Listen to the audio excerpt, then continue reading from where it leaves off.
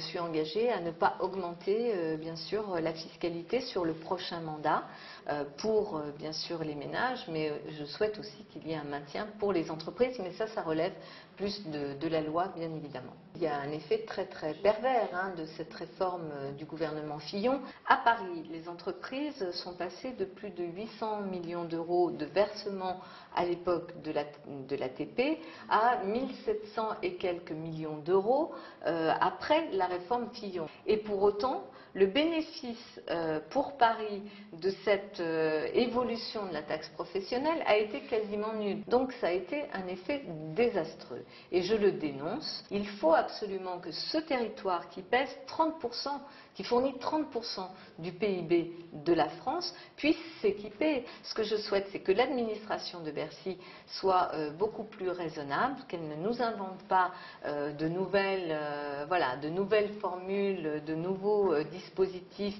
sans mesurer l'impact réel sur les entreprises et sur les collectivités. Puisqu'on est en train de mettre en place, ça y est, ce Grand Paris, cette métropole du Grand Paris, que l'essentiel des sommes prélevées à l'échelle de Paris et du Grand Paris puisse servir le développement et la création des infrastructures nécessaires pour le logement, pour les transports, pour la dynamique économique et pour la qualité de vie des 7 millions d'habitants qui vivent aujourd'hui sur un bassin de vie qui n'est pas prévu pour accueillir 7 millions d'habitants.